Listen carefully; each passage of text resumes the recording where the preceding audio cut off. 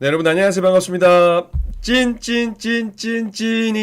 네, 여러분들의 출근길 주식을 책임지고 있는 진짜 주식 전태진입니다. 반갑습니다. 자, 오늘 벌써 금요일이 여러분들 일주일이 정말 너무나 빠르게 지나가는 한 주였고, 무엇보다 이제 한 주간 뭐 시간도 빨리 갔지만 생각보다 시장이 또 녹록치가 않았기 때문에 상당히 힘든 그런 일주일이 아니었나 생각을 되고 있습니다. 물론 아직까지 불확실성이라든지 남아있는 경계감은 있지만 그래도 한번 파이팅하면서 한 주 좀 마무리 잘 하고요. 또 다가오는 또 한 주를 또 준비해야겠죠. 맞습니까? 어차피 지나간 건 지나간 대로 흘러 보내드리고 어찌됐건 제가 봤을 때는 일단은 모든 불확실성이 나오고 나면 결국 주식은 제자리를 찾아갈 것이다 라는 게 제 지론이거든요. 그렇기 때문에 일단은 좋은 생각 많이 하시고 긍정적인 생각 많이 하자 이렇게 말씀드리고 싶습니다. 네, 최영임님, 핸들님, 진진이님, 말금이님, 라인님, 쿠쿠라차차님 반갑습니다. 좋은 아침입니다. 자, 여러분들 다 같이 한번 이렇게 인사하면서 출발 한번 해보도록 할게요. 항상 제가 말씀드리지만 제 방송은 이제 월요일부터 금요일까지 이어지다 보니까 내용이 쭉 이어진다라고 했어요. 만약에 예를 들어서 지금 이번 주에 화두가 원전이었으면 월요일 날 만약에 원전 이야기를 했잖아요. 그러면 원전에 대한 이야기가 계속 이제 업데이트 되면서 여러분들의 참 궁금해하는 내용들을 좀 많이 말씀드리려고 하고 있거든요. 오늘은 이제 한 주의 마무리니까 미증시에 대한 이야기 가볍게 드리고 나서 그리고 국내 증시 이슈, 그러니까 지난밤, 간밤, 어제 어떤 일들이 있었는지 그리고 또 어떻게 어떤 종목들을 좀 관심 있게 봐야 되는지 한번 같이 공부해 보도록 하겠습니다. 네, 어서 들어오세요. 호야님, 남재훈님, 크리스탈님, 이원재님 반갑습니다. 좋은 아침입니다. 아, 감사합니다까지 해주셨네, 핸들님께서. 네, 항상 제가 늘 즐거워 기분 좋아 보이지만 시장이 안 좋을 때도 여러분들께 힘을 드리기 위해서 밝게 시작하고 있습니다. 열심히 또 춤도 춤이지만 춤보단 율동에 가깝고 신나게 노래로 시작을 하는데 자, 오늘 한 주의 마무리 마지막 날입니다. 그래도 오늘 파이팅 있게 한번 해보자고요. 네, 쭉쭉 인생님 안녕하세요. 반갑습니다. 한번 보도록 하겠습니다. 일단 어제 미증시는 참 아쉬웠습니다. 그쵸? 물론 이제 미국 증시는 아직 하루가 남아 있어요. 그쵸? 하루가 남아 있기 때문에 오늘 굉장히 좀 중요한 날입니다. 그쵸? 어쨌든 어제 미증시는 3대 지수가 모두 하락 마감을 했고요. 근데 보면 기술주 중심에서 봤을 때는 낙폭을 좀 줄인 모습들이에요. 마이크로소프트라든지 엔비디아도 야, 지수가 저렇게 빠졌는데 생각보다 개별주들은 그렇게 안 빠진 모습들을 보여주고 있습니다. 자, 뉴욕 증시 왜 빠졌나요? 일단 뉴욕 증시, 미국 증시는요. 아무래도 파월 연준 의장의 어떤 잭슨홀 미팅 이후에 있을 그 연설을 앞두고 최근에 금리 인하에 대한 기대감이 굉장히 많았습니다. 시장에서. 비컷에 대한 이야기까지 나왔었는데 지금 그 금리 인하에 대한 이야기들 분위기가 좀 약해지면서 3대 지수가 모두 하락 마감을 했다라고 보시면 좋을 것 같아요. 제가 이번 주 일정 이렇게 좀 체크를 좀 말씀드렸었는데 그쵸? 이렇게 좀 체크를 해드렸었는데 이제 이게 다 거의 다 끝나갑니다. 그쵸? 다음 주도 일정도 다음 주대로 갈 건데 자, 최근 미증시가 약세를 보였던 부분은요. 결국 이제 AI 산업을 둘러싼 고밸류, 고평가가 돼 있다. 이런 논란들이 계속 나오고 있습니다. 일단 뭐 샘 올트먼 CEO 입에서부터 시작이 된 것들인데 참 왜 그런지 모르겠습니다. 그쵸? 그러면서 투자를 할 건데 굳이 그 이야기를 할 필요가 있을까요? 뭔가 좀 냉철해 보이나? 뭐 투자에 대한 어떤 내용들도 나오고 있지만 저는 긁어부스럼 좀 만들지 않았나 이렇게 생각을 좀 하고 있습니다. 그리고 특히나 타깃 월마트 실적을 제가 좀 봐야 된다고 말씀드렸어요. 그렇죠? 월마트 실적도 2분기 실적이 실망감을 주면서 또 우량주를 둘러싼 투자 심리도 약해졌다라고 보시면 좋을 것 같습니다. 월마트하고 타겟을 보자고 했던 이유는 관세 영향을 가장 많이 받는 또 유통업체니까 한번 보자고 말씀드렸던 거고 어찌됐건 이제 기술주 중심으로 최근에 투매가 나왔던 부분들 일부 좀 누그러뜨리긴 했지만 여전히 고점 논란에 대한 부분들이 있다 보니까 경계감을 보이면서 관망세 흐름을 보여주고 있다라고 보시면 좋을 것 같아요. 그렇죠? 근데 아까 말씀드린 것처럼 대부분 약보합권에서 좋게 오른다니면서 방향성을 좀 모색했다라고 보시면 좋을 것 같습니다. 여기에 이제 뭐예요? FMC 의사록 이야기에 보면 매파적으로 나왔습니다. 그쵸? 매파적 발언 매파적 스탠스였고, 그리고 최근에 연준 인사들이 좀 매파적인 이야기들을 하다 보니까 이 부분도 시장에 영향을 주는 것이 아닌가라고 생각을 하고 있어요. 그쵸? 그러다 보니까 일단 어쨌든 AI 거품론에 대한 부분들은 시장을 흔들고 있는 요소는 맞아요. 근데 어찌됐건 지금 반영이 좀 돼 있으니까 그 다음이 이제 어디로 넘어갈까요? 잭슨홀로 넘어가죠. 그쵸? 맞습니까? 잭슨홀로 지금 향하고 있는 겁니다. 파월 의장 발언이 언제예요, 여러분들? 오늘 저녁 11시입니다. 오늘 저녁 11시. 그래서 저는 항상 매일 미국 증시를 보니까 오늘 저녁 11시가 상당히 중요하지 않을까. 파월 의장의 발언이 과연 매파적으로 나올지 아니면 비둘기파적으로 완화적으로 나올지 아니면 그냥 원론적인 이야기를 계속할지 저는 또 지켜보면서 다음 주 또 월요일을 또 준비해야겠죠. 그쵸? 어쨌든 고용지표와 물가지표 이 두 가지를 가지고 앞으로 9월 금리 FOMC까지는 시간이 좀 있으니까 8월 달에 좀 봐야 될 지표들을 보면서 아마 오늘은 파월 의장의 발언이 상당히 중요하지 않을까 이렇게 생각이 되고 있습니다. 무슨 말씀인지 아시겠죠? 자, 그래서 어쨌든 뭐 버블론도 있었고 파월 의장의 발언이 중요하다. 어쨌든 이번 주 체크리스트는 다 지나갔어요. 그쵸? 이제 미증시는 여기서 끝. 이제 미증시는 제가 오늘 또 저녁 보면서 월요일 날 혹은 영상으로 올려드리도록 하겠습니다. 자, 이제 지금 국내 이슈를 좀 봐야겠죠. 그러니까 제가 말씀드리는 건 항상 이슈 그리고 관련된 섹터 이렇게 말씀드리거든요. 이런 것들 여러분들 공부 잘 하시면 많은 도움 되실 거예요. 저는 그렇게 생각을 하고 있습니다. 호야님, 에너지를 너무 많이 쓴다고요? 아유, 괜찮습니다. 충분합니다. 에너지 넘쳐납니다. 넘쳐나고요. JJ님, 빵 터졌다고요? 그냥 그런 것 같아요. 버블론이라는 거는 이미 시장에서 그리고 우리 개인 투자자분들, 우리 트레이더분들, 플레이어들도 어느 정도 알고 있었단 말이에요. 많이 오르긴 했구나. 그렇지만 우리가 기대하고 있는 건 뭡니까? 그럼에도 불구하고 성장성은 더 있으니까 여기에 대한 기대감이 나오는 건데 그러니까 결론적으로 그거잖아요. 버블론이 맞지만 오픈 AI는 투자를 아끼지 않겠다. 적극적으로 투자하겠다라는 거잖아요. 왜? AI 시대는 이제 막 도래되고 있고 더 발전될 거기 때문에잖아요. 그러면 강점이 이제 후자에 부각이 돼야 되는데 버블론에 있다가 부각이 좀 많이 됐던 것 같아요. 그쵸? 맞습니다. 빠르게 한번 해보도록 하겠습니다. 인터미트님께서 시간이 부족하지. 최대한 빨리 한번 해볼게요. 네, 정혜진님 안녕하세요. 자, 첫 번째 이슈입니다. 미국, EU, 유럽연합 관세 세부 협상 타결에 대한 기사가 어제 나왔습니다. 이 기사 나오자마자 엄청 빠르게 이거 체크를 했습니다. 제가 내일 방송 아침에 이거 꼭 말씀드려야지. 너무나 저는 이게 유의미하다고 보거든요. 자, 일단 내용을 좀 보게 되면 미국과 유럽연합이 이제 무역 합의 내용을 문서화한 겁니다. 프레임워크상 짜고 구두로만 한 게 아니고 문서화를 한 겁니다. 이 문서화한 공동서명을 마침내 발표를 했습니다. 지난달 27일 날 그 정상 간의 합의 타결을 하고 나서 25일 만이거든요. 이 공동성명에는 미국은 이제 유럽연합산 그 EU산 의약품, 반도체, 목재에 부과되는 최혜국 대우 관세와 무역확장법 232조 조치에 따른 관세를 합산한 최종 관세율을 15%를 초과하지 않도록 신속히 보장할 계획이다라고 밝혔습니다.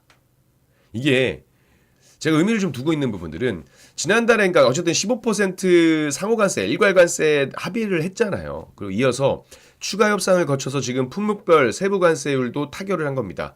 자동차 15%, 그쵸? 이미 발표된 거고 여기에 이제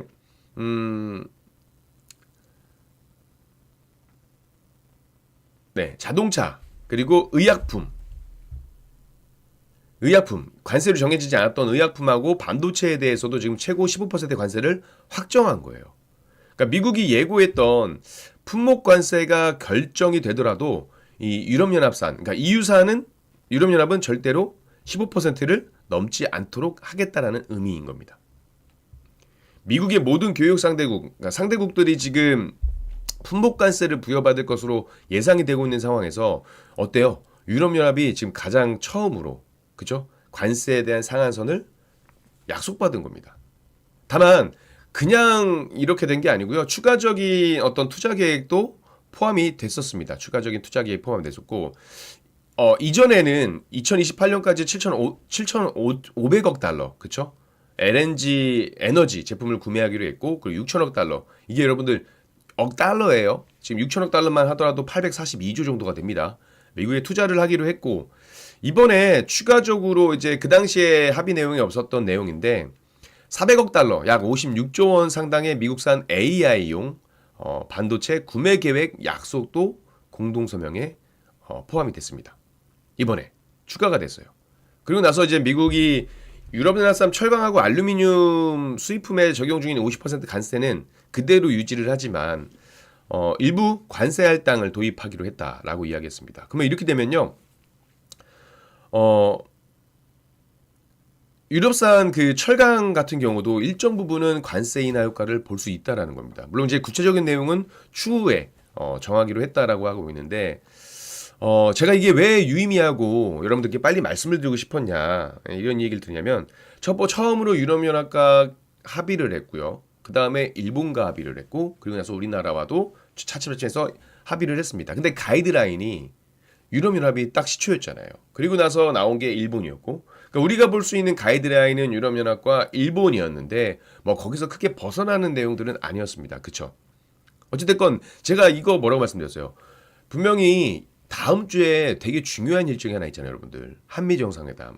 한미정상회담에 대한 이야기를 드렸었고 제가 이전에도 한미정상회담에서 아마 트럼프 대통령은 돌발적으로 변칙적으로 변수니까 투자 요구를 한다라든지 혹은 방위비 증액이라든지 이런 추가적인 요구가 있을 수 있다라고 이야기를 했습니다. 지금 유럽연합과의 최종 합의도 마찬가지죠. 예전에 없던 내용들이 포함이 됐습니다. 그러니까 우리나라도 저는 개인적으로 크게 다르지 않을 거다라고 판단이 되고 있습니다. 그렇죠? 그래서 우리나라가 최혜국 대우를 받기로 약속을 했기 때문에 어쩌면 유럽연합처럼 품목별 관세에 있어서도 그 최혜국 대우를 받기 위해서라면 추가적으로 기브앤테이크가 이루어져야 되지 않을까라는 생각을 하고 있어요. 그래서 합의 내용 중에는 어떤 추가적인 게 있을 수 있습니다. 아마 그렇게 내용이 나오면 또 많은 분들께서 트럼프를 욕하실 수 있는데 어쩔 수 없습니다. 우리나라의 어떤 그 위치상 이런 부분은 어쩔 수 없는 거니까 인정하고 넘어가야 된다라고 봐요. 그래서 지금 보면 우리나라 어떤 게 있어요? 조선,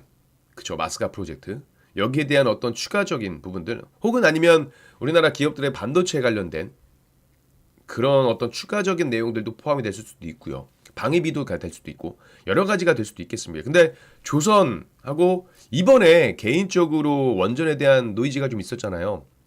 이슈가 좀 있었는데 원전이 또 뭐 제2의 마스가 프로젝트가 될 수 있다라는 이야기가 나오고 있는 만큼 어떤 원전을 어떤 매개체로 해서 어차피 불공정 계약 이야기 나온 상태에서 에이 뭐 손해볼 거 다 보는다고 하잖아요. 근데 그 어쨌든 뭐 조인트 벤처 형식으로 하겠지만 우리가 조금 더 양보를 해야 되면서 원전을 가지고도 한번 이야기가 나오지 않을까 이렇게 생각을 하고 있습니다. 지금 조선 뭐 원전 반도체라든지 혹은 북한 관련 여러 의제가 좀 올라올 거라고 전망되고 있기 때문에 관련된 이슈를 좀 체크해 볼 필요가 있다라고 말씀을 좀 드려보고 싶습니다. 그래서 오늘은 이 한미정상회담이 다음 주잖아요. 25일. 그래서 한미정상회담을 앞두고 좀 관심을 가지고 봐야 될 이슈와 섹터를 말씀드릴 겁니다. 물론 어제 나왔던 이슈들이에요. 물론 그 전에 나왔던 이슈들이 업데이트되는 내용들이고 혹은 새로운 내용들이 나온 것도 있겠지만 그쵸? 그 다음 두 번째 참 원전에 대한 이야기는 이번 주 내내 하고 있습니다. 그쵸? 여러분들도 지겹다라고 생각하실 수가 있는데 제가 이 이야기를 드리는 건 부정적인 스탠스보다는 긍정적인 스탠스에 대한 이야기를 좀 드리고 있는 겁니다. 자, 일단 헤드라인 자체가 뭔가 매력적이죠. 그쵸? 한국이 미국에 원전 지어달라 제안을 했다. 이런 거 가지고 한미정상회담에서 참 이야기하면 좋겠는데 그쵸? 최근 우리 증시는 정말 다사다난했습니다. 그쵸? 세제 개편안 이슈가 나오면서 급락 이후 반등을 보였다가 다시 한번 하락에 대한 흐름들 그리고 그 중심에는 원전 관련된 종목들 원전을 빼놓을 수가 없겠죠. 원전 관련된 이슈는 제가 보시다시피 계속 이렇게 그쵸? 추가적으로 쭉 업데이트를 하고 있습니다. 맞습니까 여러분들? 맞아요. 막 이렇게 되죠. 제가 아까 내용 자체가 수정이 안 된 내용이 들어가서 쭉쭉쭉 업데이트 되고 있습니다. 자, 일단 이거는 첫 번째 포인트가 뭐예요? 미국에서 제가 그랬죠. 미국이 주도로 하는 산업들은 대체적으로 긍정적으로 좀 봐야 될 필요가 있다. 뭐라고 했습니까? 조선, 원전, 그리고 최근에 또 보면 스테이블 코인, 그쵸? 그리고 뭐 리쇼어링이지만 반도체에 대한 부분들도 패권 전쟁이지만 자, 일단 미국이 원전 르네상스 계획을 선포했죠. 천명했다라고 해야 되나요? 어쨌든 르네상스 계획을 이야기를 했는데 이게 뭐냐면 골자를 보면 2050년까지 현재 약 100기가와트 원전 설비 용량을 4배 정도, 그러니까 400기가와트로 확대하겠다는 목표를 제시했습니다. 그리고 미국이 추가로 짓겠다고 한 이 300기가와트, 1기가와트 기준으로 보면 약 원전 300기 분량에 해당하는 거거든요. 2030년까지도 원전 10기를 뭐 착공하겠다 목표를 제시했었고, 보면 업계에서는 이마저도 전례 없는 많은 물량으로 이제 사업자 선정부터 뭐 자금 조달, 실제 착공 이렇게 실현 과정에 있어서 상당히 도전적일 수 있다라고 볼 정도로 굉장히 조금 획기적이고 과감한 그런 계획입니다. 그렇죠? 어쨌든 도널드 트럼프 미국 행정부, 그러니까 근데 주요 골자는 뭐냐면 결국 많이 짓고 빨리 짓게 하겠다라는 거예요. 빨리 짓고 많이 짓게 하겠다. 그래서 자국의 원전 확대를 위해서 이제 시공 능력의 강점을 지닌 한국의 적극적인 참여를 희망한다라는 뜻을 정부에 전한 것으로 알려졌다라는 거죠. 그렇죠? 이게 노이즈가 좀 있었던 부분들이 있어서 좀 더 아쉽긴 합니다. 그렇죠? 그러니까 21일 통상 그 소식통에 따르면 트럼프 2기 행정부 출범 이후 이뤄진 한미 에너지 당국 접촉 과정에서 미국 고위 당국자가 우리 측에 미국 자국 내 원전 확대 계획을 소개하면서 한국 기업들이 좀 적극적으로 역할을 하기를 기대한다라고 이야기를 했다라고 해요. 그러니까 어쨌든 1월 한미 기업 간의 그 지식재산권 그 분쟁이 좀 해소가 됐고, 양국 미국과 한국 간에도 이제 어떤 수출 통제 원칙이라든지 이런 부분들이 있다 보니까 협력에 대한 어떤 공감대가 마련이 됐던 겁니다. 그렇죠? 그래서 물론 이제 언론의 기사에 대한 변동성이 상당히 커서 좀 아쉬운 감이 있습니다만 지금 나오는 내용들을 보게 되면 원전을 다시 한번 관심을 가지고 볼 필요가 있습니다. 물론 제가 이거 매일매일 말씀드렸기 때문에 제가 원전에 대한 이야기 똑같이 말씀드렸잖아요. 만약에 부정적인 이슈가 맞다라고 한다면 제가 두산 에너빌리티한 종목을 차트로 보여드리면서 딱 지지 라인 이탈되면 이거는 대응을 하셔야 된다라고 말씀을 드렸습니다. 그렇죠? 근데 어쩔 수 없어요. 그 당시는 맞았습니다. 그리고 나서 이제 긍정적인 이슈들이 나온 거거든요. 유연하게 대응할 필요가 있는데 어찌됐건 그 당시는 굉장히 안 좋았지만 그 이후에 굉장히 지금 좋은 이야기들이 계속 나오고 있다는 겁니다. 그렇죠? 트럼프 행정부가 결국 제가 이때 이렇게 말씀드렸잖아요. 만약에 부정적인 이슈가 맞다라고 한다면 원전 사업은 국가 대 국가로 이루어지는 경우이기 때문에 국영 성격이 강한 기업들은 제외를 좀 해야 된다. 만약에 부정적인 이슈가 맞다면. 그렇지만 그 부정적인 이슈가 맞다는 상황에서 국영 기업은 좀 제외를 하더라도 예를 들어 두산 에너빌리티 같은 경우는 대형 원전부터 SMR까지 기자재 공급이 가능한 기업이잖아요. 그렇죠? 이런 기업들은 뭐 현대건설도 마찬가지고 대형 원전부터 SMR까지 시공이 가능한 그런 기업이다니까 웨스팅하우스가 수주를 받은 지역에서 우리나라가 수주를 못하겠지만 웨스팅하우스가 수주를 받게 되면 기술력 자체가 그 웨스팅하우스는 팹리스 기업과도 같으니까 시공 능력이 뛰어난 우리 기업들 입장에서는 요청 공급을 좀 받을 수 있다. 그러니까 오히려 만약에 그게 맞다면 국영 기업보다는 이런 민간 기업이라든지 이런 쪽에 좀 관심을 가지고 보실 필요가 있다. 이렇게 말씀을 드렸었는데 이 포인트는 뭐였어요? 포인트는 뭐였냐면 결국 미국이 자국 내 공급망이 사실상 붕괴되면서 한국에 이제 도움을 기대할 수밖에 없다라는 거죠. 조선 사업과 되게 유사하다라고 보시면 좋을 것 같습니다. 그렇죠? 한국도 원전 사업이 그 미국의 어떤 수요를 바탕으로 해서 미국에 본격 진출할 수 있다라고 한다면요. 아까 말씀드린 것처럼 조선과 조선협력 마스가 프로젝트처럼 어쩌면 제2의 마스가 프로젝트가 됐을 수도 있다라는 겁니다. 그렇죠? 근데 중요한 건 뭐다? 이게 제가 이 얘기를 왜 드리냐? 25일 날 이재명 대통령하고 트럼프 대통령이 정상회담이 있어요. 그 정상회담에서 지금 원전 이 협력 방안이 의제로 오를 수 있다라는 관측도 나오고 있습니다.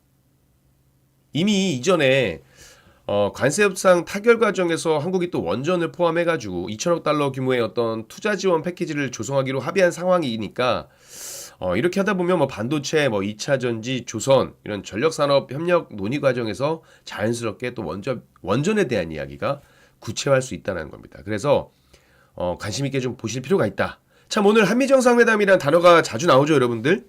그렇죠? 어쩔 수가 없는 것 같아요. 당장 다음 주 일정이기 때문에. 그래서 오늘 한미 정상회담 관련된 이야기 좀 많이 나올 것 같긴 합니다. 자, 세 번째 이슈, 스테이블 코인. 서클 사장 방안이 아니고 방안입니다. 죄송합니다. 방안이에요, 방안. 근데 제가 스테이블 코인 이야기는 많이 드렸고, 스테이블 코인은요, 이렇게 볼게요. 약간 테마성의 흐름을 보여줍니다. 이슈가 나올 때마다 단발성, 간헐적으로 팡팡 오르기 때문에, 이거는 이제 어떻게 보면은 방망이를 좀 짧게, 이거 스테이블 코인 글로벌 트렌드니까 나는 사서 계속 가져갈 거야 라는 관점보다는 지금 개별 종목 장세가 순환매가 빨리 되니까 이런 이슈 일정에 대한 모멘텀을 활용하셔서 매매를 하시고, 그 디데이가 있으면 그 디데이를 전후로 해서 차익 실현을 하는 그런 전략을 가져가시면 좀 더 좋지 않을까 이렇게 생각이 됩니다. 근데 스테이블 코인은 이번에 방안을 했네가 아니에요. 방안이 끝이 아닙니다. 방안이 끝이 아니고 이 내용들은 아마 계속 나올 수 있어요. 주기적으로. 그러니까 관심을 가지고 보시면 좋을 거란 이야기입니다.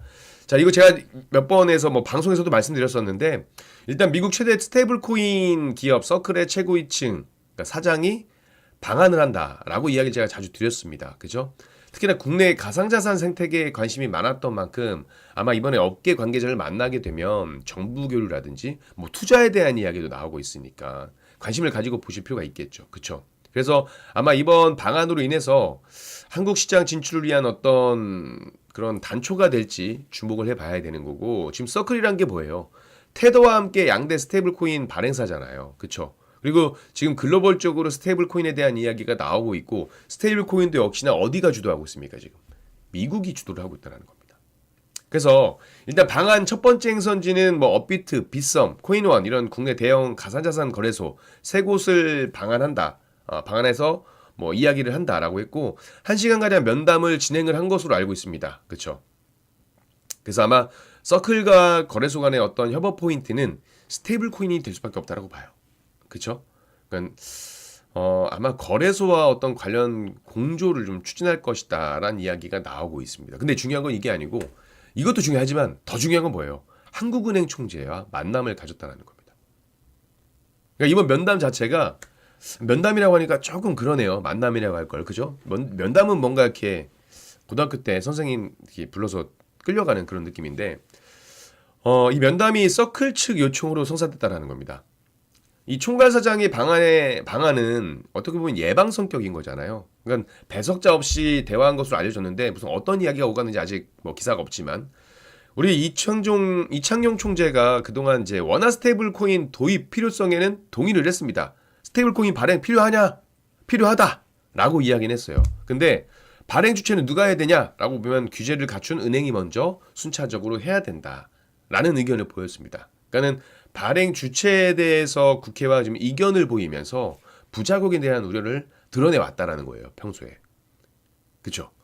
그러니까 달러 스테이블 코인 유통에 부정적인 어떤 스탠스를 보이다 보니까 아무래도 이제 스테이블 코인 업체 최고위층 이 사장이 제일 먼저, 그러니까 이창용 총재를 만날 수밖에 없다라는 거죠.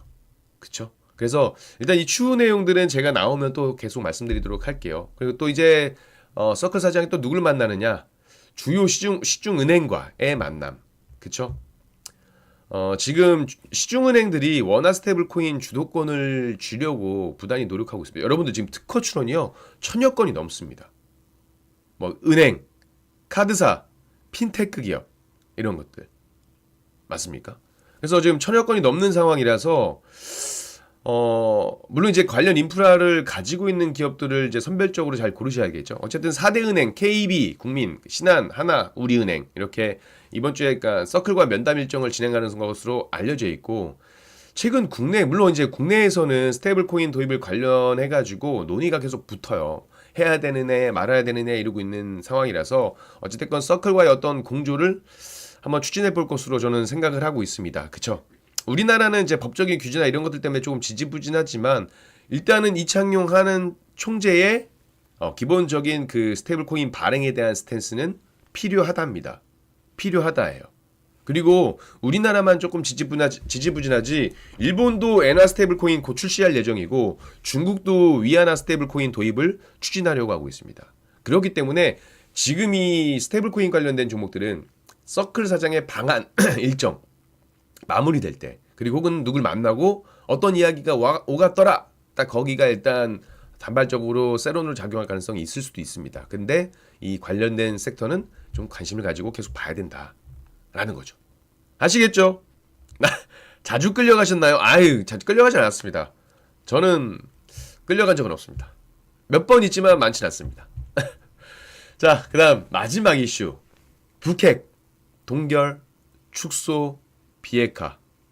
제가 이번 주도 경협주에 대한 이야기를 좀 드렸었거든요. 경협주에 대한 이야기를 드렸던 이유는 역시나 마찬가지로 한미정상회담이 있었기 때문입니다. 자, 이렇게 제가 최근에 뭐 급등주 테마주로 말씀드리니까 그렇지만 여러분들 반도체 얘기도 주구장창했습니다.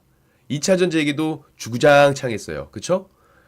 제가 매일 하다 보니까 기본적으로 깔고 가는 반도체나 이제 2차 전지, 그러니까 이슈에 대한 이야기들 많이 드리지만 아마 저 말고도 많은 분들께서 반도체, 2차 전지, 뭐 자동차, 제약 바이오 많이들 많이 말씀해 주실 거예요. 물론 저 역시도 말씀을 드리고 있지만 어쨌든 근데 중요한 건 다음 주 가장 중요한 일정이 있으니까 여기에 대한 부분들을 말씀드리려고 이번 주에 경협주에 대한 이야기도 좀 많이 드렸습니다. 자, 보면 자, 북핵 이게 뭐냐면요. 이재명 대통령이 북핵 정책을 언급을 했다는 겁니다.